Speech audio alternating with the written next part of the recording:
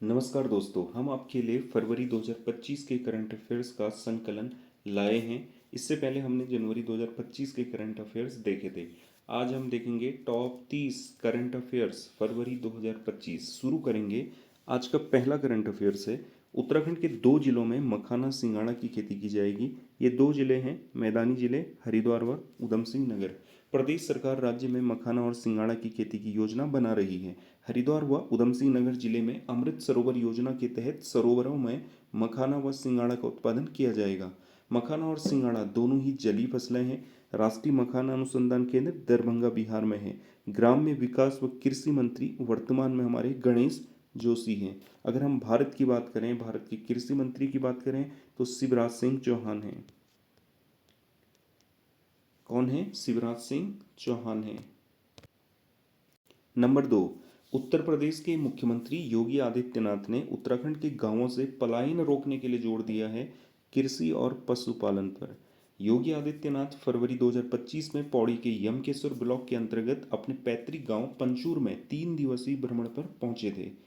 तो हमारे उत्तराखंड के अजय सिंह बिष्ट, जिनका मूल नाम है, योगी आदित्यनाथ का मूल नाम है अजय सिंह बिष्ट, और अभी वर्तमान में ये उत्तर प्रदेश के मुख्यमंत्री हैं। नंबर 3, उत्तराखंड सरकार ने राज्य के हर जिले में घोषित किए आदर्श संस्कृत ग्राम। ये आदर्श संस्कृत ग्राम उत्तराखंड के 13 जिलों में घोषित हुए हैं। प्रत्येक जिले से एक एक गांव घोषित किया गया है। जैसे देहरादून से भोगपुर है, हरिद्वार से नूरपुर है, टिहरी से मुखेम है, पौड़ी से गोदा है और पिथौरागढ़ से देववाणी संस्कृत राज्य की द्वितीय राजभाषा है। और इसके संरक्षण व संवर्धन के लिए राज्य सरकार ने सभी जनपदों में एक एक आदर्श संस्कृत ग्राम की घोषणा की है। इन गांवों में संस्कृत भाषा को बढ़ावा दिया जाएगा और नई पीढ़ी को संस्कृत के माध्यम से भारतीय दर्शन और ज्ञान परंपरा से जोड़ा जाएगा। उत्तराखंड में संस्कृत को द्वितीय राजभाषा घोषित किया गया है 2010 में। 2010 में द्वितीय राजभाषा। नंबर 4, उत्तराखंड सरकार ने पूर्व विधायकों की पेंशन में वृद्धि की 50%। सरकार ने पूर्व विधायकों की पेंशन में 50% की वृद्धि करते हुए इसे 40,000 रुपये से बढ़ाकर 60,000 रुपये प्रतिमाह कर दिया है। उत्तराखंड विधानसभा का प्रथम गठन अंतरिम जो हुआ है वो 9 नवंबर 2000 को हुआ है।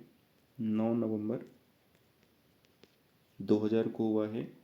और अभी वर्तमान में 2025 में उत्तराखंड की सरकार ने पूर्व विधायकों की पेंशन में वृद्धि की है। 50% की वृद्धि हुई है और 40,000 रुपये से बढ़ाकर इनका जो पेंशन है वो 60,000 रुपये कर दिया गया है। नंबर 5, उत्तराखंड हाईकोर्ट के न्यायाधीश नियुक्त हुए आलोक मेहरा। राष्ट्रपति की मंजूरी के बाद केंद्रीय न्याय एवं विधि मंत्रालय ने अधिवक्ता आलोक मेहरा को उत्तराखंड हाईकोर्ट का न्यायाधीश नियुक्त किया है। इस नियुक्ति के साथ ही हाईकोर्ट में स्वीकृत 11 पदों के सापेक्ष मुख्य न्यायाधीश समेत 9 न्यायाधीश हो गए हैं। 9 नवंबर 2000 को देश के 20वें उच्च न्यायालय के रूप में नैनीताल में उत्तराखंड उच्च न्यायालय की स्थापना की गई थी। उत्तराखंड हाईकोर्ट के वर्तमान मुख्य न्यायाधीश हैं न्यायमूर्ति नरेंद्र जी। न्यायमूर्ति नरेंद्र जी वर्तमान में उत्तराखंड हाईकोर्ट के मुख्य न्यायाधीश हैं।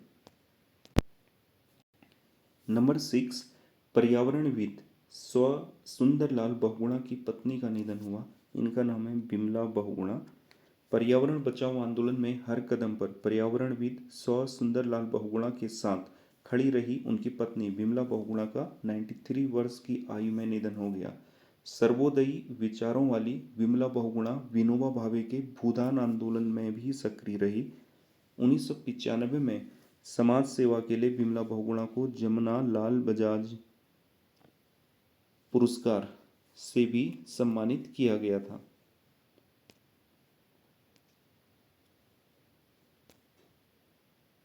पर्यावरणविद सुंदरलाल बहुगुणा और चंडी प्रसाद भट्ट ने चिपको आंदोलन में अपनी महत्वपूर्ण भूमिका निभाई थी। आप सभी लोगों ने पढ़ा होगा हिमालय बचाओ देश बचाओ का नारा।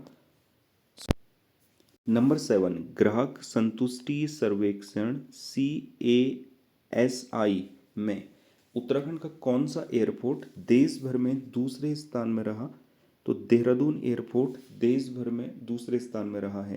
पहले स्थान पर हिमाचल प्रदेश कांगड़ा का गग्गल एयरपोर्ट है। पहले स्थान पर हमारे पड़ोसी राज्य हिमाचल प्रदेश का गग्गल एयरपोर्ट है। राष्ट्रीय एयरपोर्ट काउंसिल के निर्धारित मानकों के अनुसार प्रति वर्ष 35 लाख से अधिक पैसेंजर क्षमता वाले एयरपोर्ट पर एयरपोर्ट सर्विस क्वालिटी ASQ और इससे कम क्षमता वाले एयरपोर्ट पर कस्टमर सेटिस्फेक्शन इंडेक्स CSI सर्वेक्षण कराया जाता है। उत्तराखंड में 5 हवाई अड्डे हैं वर्तमान में। जौलीग्रांट हवाई अड्डा, पंतनगर हवाई अड्डा, गौचर हवाई अड्डा और नैनीसैनी हवाई अड्डा। नंबर 8, प्रधानमंत्री नरेंद्र मोदी ने उत्तराखंड में विश्व के दूसरे सबसे ऊंचे ट्रैक का शिलान्यास किया। इसका नाम है जनकताल। प्रधानमंत्री नरेंद्र मोदी मुखवा और हरसिल दौरे के दौरान जादूंग घाटी में विश्व के दूसरे ऊंचे ट्रैक जनकताल और नीलापानी घाटी में मूलिंगना पास का शिलान्यास करेंगे।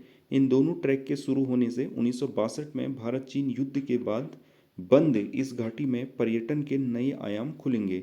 जनकताल ट्रैक गंगोत्री नेशनल पार्क के कालिंदी पास ट्रैक के बाद विश्व का सबसे ऊंचा ट्रैक है। जादूंग से जनकताल तक 12 किमी लंबा ट्रैक है। अगर हम बात करें सबसे ऊंचे ट्रैक की तो वो है कालिंदी पास ट्रैक जो गंगोत्री के समीप है। और ये नंबर 9, उत्तराखंड बजट 2025-26। तो इस वर्ष 2025 और 26 का जो बजट है उत्तराखंड का वो है 1,01,175 करोड़। पहली बार 1 लाख से ऊपर गया है। 13.38% अधिक है इस बार का बजट पिछले साल की तुलना में। राजस्व प्राप्तियां हैं 62,540.54। पूंजी प्राप्तियां हैं 38,494.21। कर राजस्व है 39,917.7357।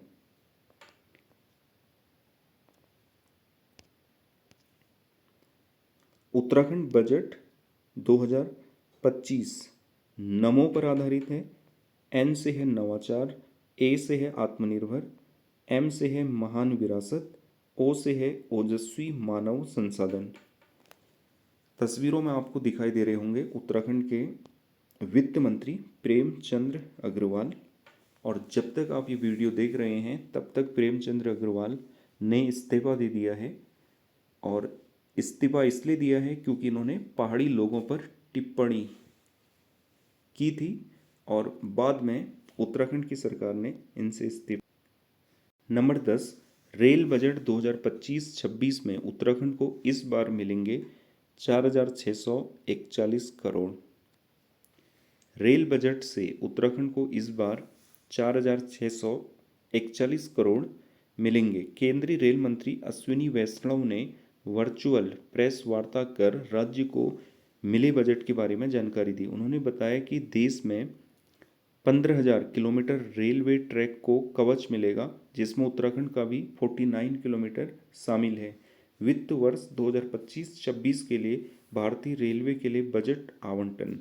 वैष्णव ने बताया कि 125 किलोमीटर की ऋषिकेश कर्णप्रयाग रेल परियोजना का 49% काम पूरा कर लिया है।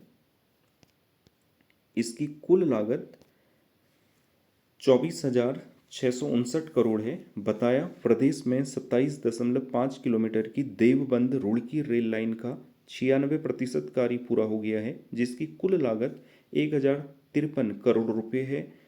63 किलोमीटर की किच्चा खटीमा रेल लाइन परियोजना 228 करोड़ की लागत से बनेगी।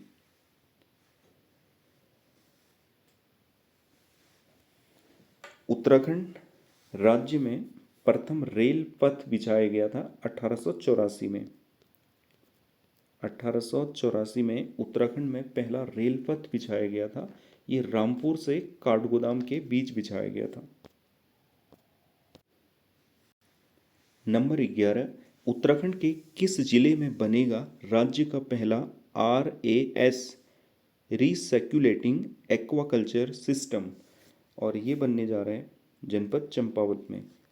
भाक्रआनुप, इसका अर्थ है भारतीय कृषि अनुसंधान परिषद, जिसको ICAR कहते हैं।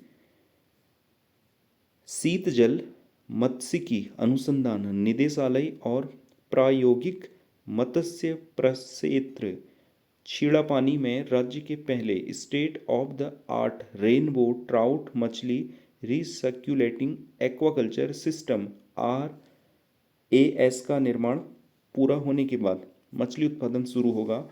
RAS की मदद से पानी को रिसाइकिल कर रेनबो ट्राउट का उत्पादन किया जाएगा। प्रधानमंत्री मत्स्य संपदा योजना के तहत 3.64 करोड़ की लागत से RAS का निर्माण किया जा रहा है, और ये निर्माण किया जा रहा है चंपावत में। नंबर 12, उत्तराखंड के किस जिले में लीलियम की खेती का क्रेज बढ़ रहा है? चमोली। चमोली में लीलियम की खेती का क्रेज बढ़ रहा है। चमोली जिले के काश्तकारों में लीलियम के फूलों की खेती का क्रेज बढ़ रहा है। वर्तमान में जिले के 21 काश्तकार इसकी खेती कर रहे हैं, जबकि 40 से अधिक काश्तकारों ने लीलियम उत्पादन के लिए उद्यान विभाग में आवेदन किया है। उद्यान विभाग ने काश्तकारों को जिला योजना मद से 80% सब्सिडी पर 21 काश्तकारों को लीलियम उत्पादन के लिए पॉली हाउस व लीलियम स्टिक वितरित किए। गाजीपुर यूपी मंडी में इसकी काफ़ी डिमांड है। गाजीपुर उत्तर प्रदेश में पड़ता है। लीलियम, जिसे टाइगर लिली भी कहा जाता है, इसे ही टाइगर लिली भी कहा जाता है। नंबर 13, उत्तराखंड के कितने शहरों के लिए बनेगा अर्बन रिवर मैनेजमेंट प्लान? ये 5 शहरों के लिए बनेगा। राष्ट्रीय स्वच्छ गंगा मिशन के तहत राज्य के 5 शहरों के लिए अर्बन रिवर मैनेजमेंट प्लान बनेगा। 5 शहर हैं Gangotri, Haridwar, Haldwani, Kathgodam, Ramnagar, Rishikesh. Gangotri number 1, Haridwar number 2, Haldwani number 3, Ramnagar number 4 और ऋषिकेश नंबर 5। गंगा को राष्ट्रीय नदी घोषित किया गया है 4 नवंबर 2008 को। 4 नवंबर 2008 को। नंबर 14, 38वें राष्ट्रीय खेल पदक सूची। 38वें राष्ट्रीय खेल उत्तराखंड में हुए हैं, और जो पदक सूची है वो पदक सूची आपके सामने है। प्रथम स्थान पर रहा है सर्विसेज, 68 स्वर्ण पदक हैं, 26 रजत हैं और 27 कांस्य हैं। द्वितीय स्थान पर रहा है महाराष्ट्र, तृतीय स्थान पर रहा है हरियाणा, और 7वें स्थान में है हमारा प्यारा उत्तराखंड, जिसे 24 स्वर्ण पदक मिले हैं, 35 रजत पदक मिले हैं और 43 कांस्य पदक हैं, और कुल पदकों की संख्या 102 है। 38वें राष्ट्रीय खेलों का मेजबान होने के नाते उत्तराखंड को लगभग सभी 35 स्पर्धाओं में हिस्सा लेने का मौका मिला। राष्ट्रीय खेल में उत्तराखंड का इतिहास है राष्ट्रीय खेलों में 2001 से लेकर 2025 तक।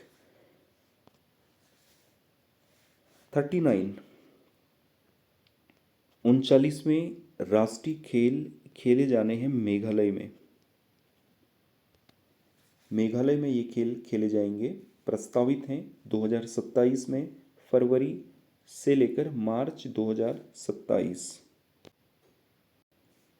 15, उत्तराखंड सरकार ने पिरूल खरीदने का शासनादेश जारी किया, और ये खरीदा जाएगा 10 रुपये प्रति किलो।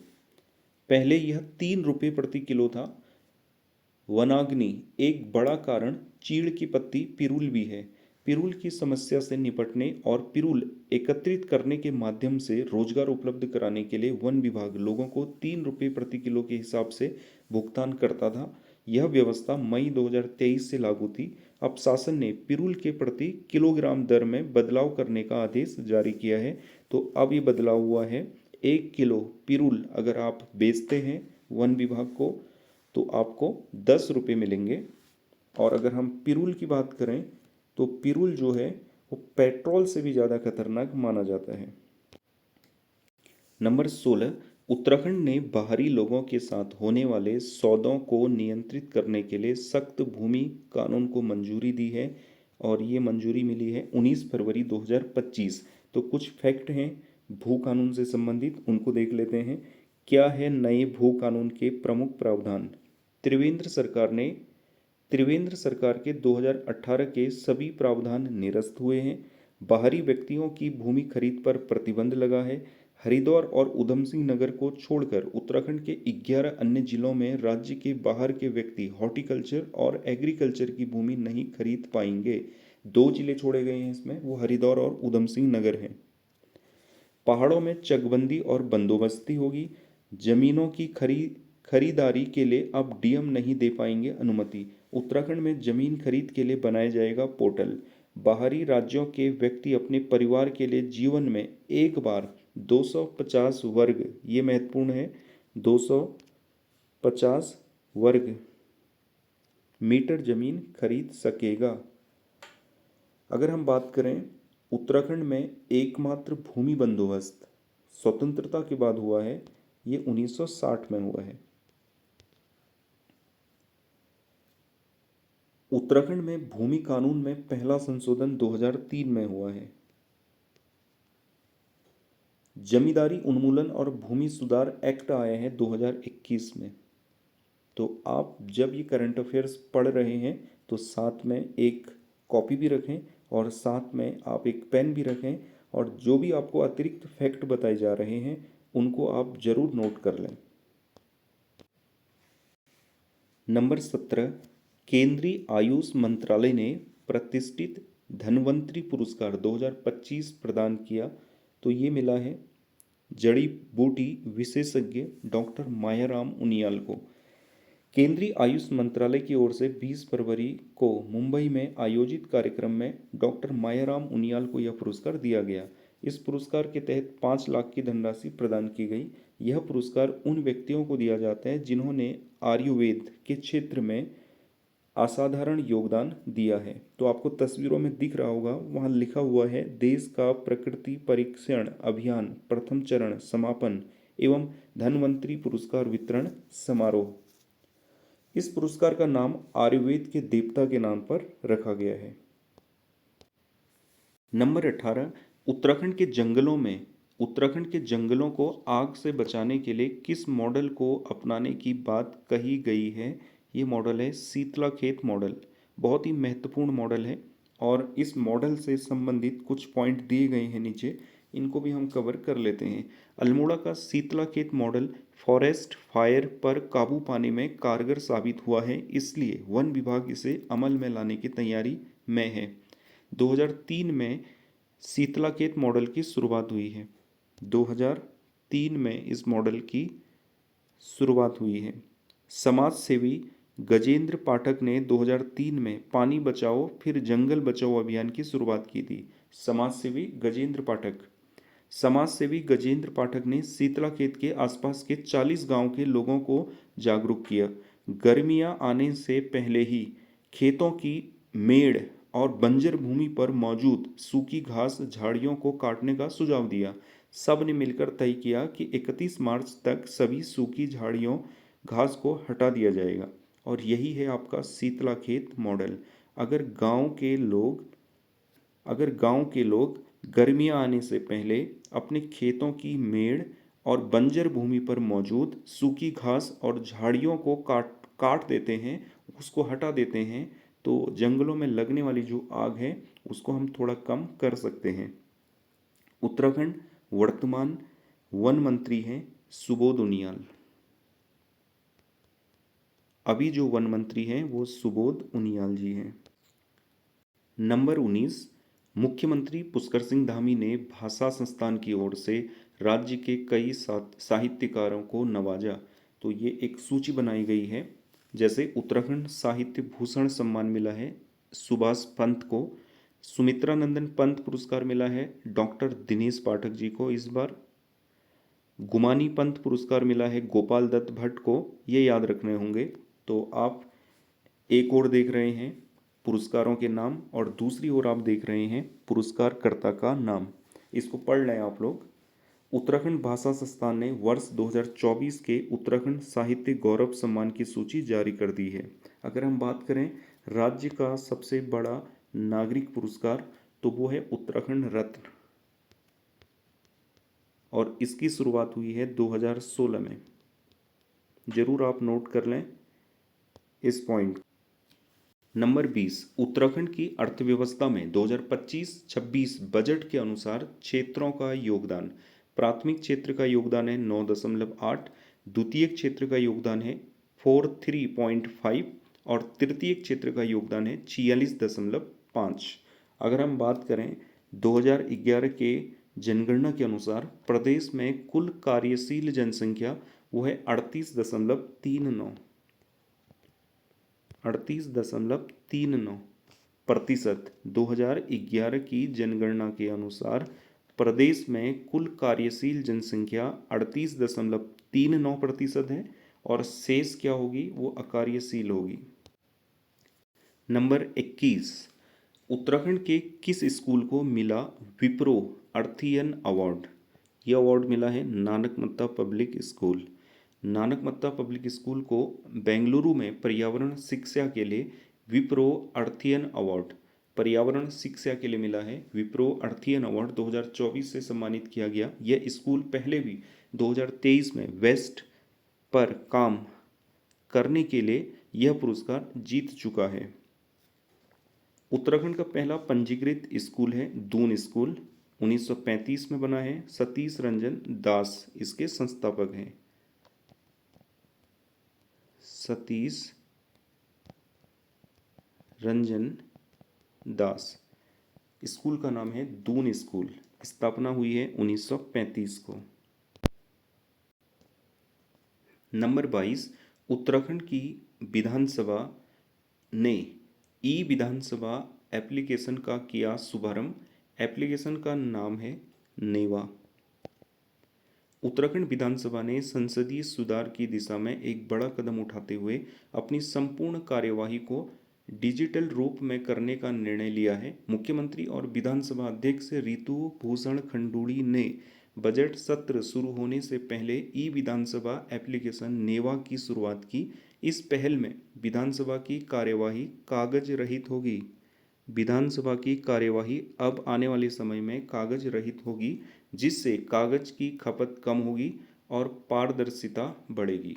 तो सबसे अच्छी बात ये होगी कि अगर हमारी विधानसभा ई विधानसभा होती है तो कागज की खपत कम होगी और साथ ही पारदर्शिता भी बढ़ेगी और साथ ही पर्यावरण संरक्षण भी रहेगा। नंबर 23, उत्तराखंड के पौड़ी जनपद में एक गुफा मिली है। ये भीटाड़ा गांव के पास है। जनपद पौड़ी के लैंसडॉन और सतपुली के बीच चूना पत्थर की इस नई गुफा में सैकड़ों शिवलिंग निकले हैं। तो यहाँ भगवान शिव की पूजा हो रही होगी। अब स्थानीय लोगों के अनुसार यह गुफा करीब 4 मीटर लंबी है। स्थानीय लोगों के अनुसार यह गुफा लगभग 4 किलोमीटर लंबी बताई गई है। नंबर 24, 2025 चारों धामों के कपाट खुलेंगे। इनकी तिथियां लिखी गई हैं, कब कब ये कपाट खुलने हैं। गंगोत्री और यमुनोत्री धाम 30 अप्रैल, केदारनाथ धाम 2 मई और बद्रीनाथ धाम 4 मई। और जब तक आप ये वीडियो देख रहे हैं तब तक 4 धाम यात्रा अपने चरम सीमा पर पहुंच चुकी है।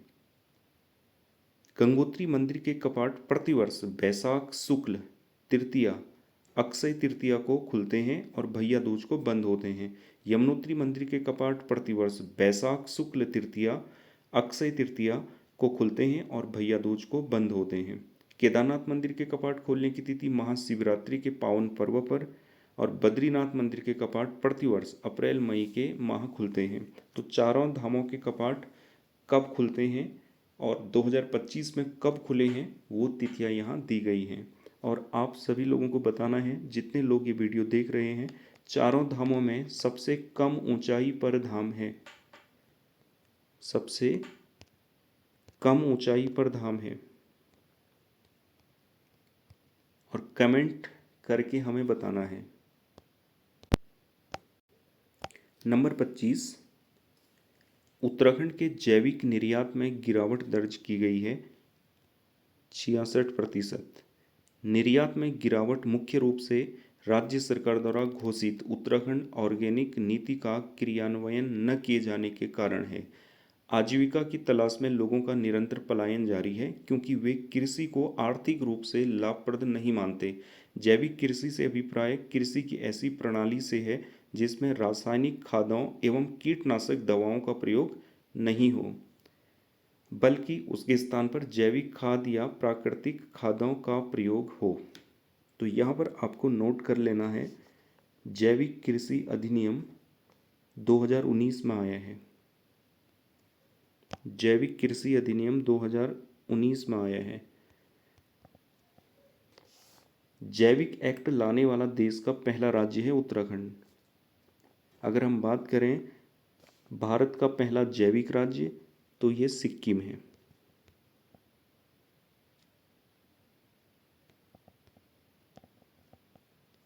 ठीक है ना। जैविक कृषि अधिनियम 2019 में आया है और जैविक एक्ट लाने वाला देश का पहला राज्य उत्तराखंड बना है। भारत का पहला जैविक राज्य है सिक्किम। नंबर 26, इको फ्रेंडली और सेफ केदारनाथ यात्रा 2024 हेतु प्रतिष्ठित स्कॉच अवार्ड किस जिले को प्रदान किया गया है? तो ये जिला है रुद्रप्रयाग। इंडिया हैबिटेट सेंटर नई दिल्ली में जनपद रुद्रप्रयाग को eco friendly and safe Kedarnath Yatra 2024 के लिए प्रतिष्ठित स्कॉच अवार्ड प्रदान किया गया। 2024 की यात्रा में पूरे यात्रा मार्ग को अनेक सेक्टर्स में बांटकर प्रत्येक सेक्टर में एक सेक्टर मजिस्ट्रेट और सहायक सेक्टर मजिस्ट्रेट की तैनाती की गई थी और 24 घंटे 24x7 अपने सेक्टर में सफाई व्यवस्था की निगरानी करने के अतिरिक्त आवश्यकता होने पर तत्काल समाधान करवाते रहे हैं। तो 2024 में इको फ्रेंडली और सेफ केदारनाथ यात्रा 2024 हेतु स्कॉच अवार्ड मिला है रुद्रप्रयाग को। अगर हम बात करें केदारनाथ धाम यात्रा की, तो यात्रा के लिए सबसे अच्छा समय मई से जून और सितंबर से अक्टूबर के बीच माना जाता है। कब से कब तक? मई से जून और सितंबर से अक्टूबर के बीच माना जा। नंबर 27, मुख्यमंत्री पुष्कर सिंह धामी ने संस्कृत शिक्षा से जुड़े कितने छात्र छात्राओं को सम्मानित किया? 261। मुख्यमंत्री पुष्कर सिंह धामी ने मुख्यमंत्री आवास स्थित मुख्य सेवक सदन में संस्कृत शिक्षा विभाग द्वारा आयोजित किए गए कार्यक्रम में संस्कृत शिक्षा से जुड़े हुए 261 छात्र छात्राओं को सम्मानित किया। संस्कृत छात्र प्रतिभा सम्मान 24 मेधावी छात्र छात्राएं डॉक्टर भीमराव अंबेडकर अनुसूचित जाति जनजाति संस्कृत छात्रवृत्ति योजना 148 और गार्गी संस्कृत बालिका छात्रवृत्ति योजना 89 छात्र और छात्राओं को दिया गया है। संस्कृत शिक्षा मंत्री धन सिंह रावत हैं हमारे, धन सिंह रावत हैं उत्तराखंड के संस्कृत शिक्षा मंत्री। नंबर 28, उत्तराखंड के किस जिले ने पर्यटकों के लिए डिजिटल इनर लाइन परमिट प्रणाली शुरू की है? चमोली। भारत तिब्बत सीमा क्षेत्र में भ्रमण करना अब और भी आसान हो गया। चमोली जिला प्रशासन ने इनर लाइन परमिट के लिए ऑनलाइन आवेदन की सुविधा शुरू की है। माणा पास, रिमखिल पास और नीति पास जैसे खूबसूरत स्थानों की यात्रा अब और भी सुगम हो गई है। एक दिन में 35 लोगों को जारी होगा इनर परमिट, तो 35 लोगों को ये परमिट जारी होता है एक दिन में। नंबर 29, फरवरी 2025 में उत्तराखंड के टिहरी जनपद के रोलियाल गांव चंबा की मूल निवासी कर्नाटक की पहली महिला वन प्रमुख बनी, इनका नाम है मीनाक्षी नेगी। कर्नाटक की पहली महिला वन प्रमुख बनी है और ये उत्तराखंड की रहने वाली है। टिहरी जिले की मीनाक्षी नेगी कर्नाटक राज्य के वन विभाग की प्रमुख हेड ऑफ फॉरेस्ट के पद पर नियुक्त हुई है। इतना ही नहीं बल्कि ऐसा कारनामा करने वाली वह कर्नाटक की पहली महिला भी बनी है। तो कर्नाटक की पहली महिला हेड ऑफ फॉरेस्ट बनी है मीनाक्षी नेगी, हमारे उत्तराखंड की रहने वाली है।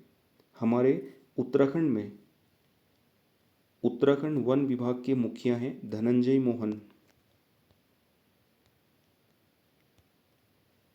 और जब तक आप ये वीडियो देख रहे हैं, आपके उत्तराखंड में वन विभाग के मुखिया हैं धनंजय मोहन और 2025 में इनका कार्यकाल समाप्त हो रहा है। नंबर लास्ट 30 है। केंद्र सरकार ने 15वें वित्त आयोग के तहत वित्तीय वर्ष 2024-25 के लिए ग्रामीण स्थानीय निकायों के लिए अनुदान जारी किया, जिसके तहत उत्तराखंड को अनटाइड ग्रांट की पहली किस्त प्राप्त हुई। ये हुई है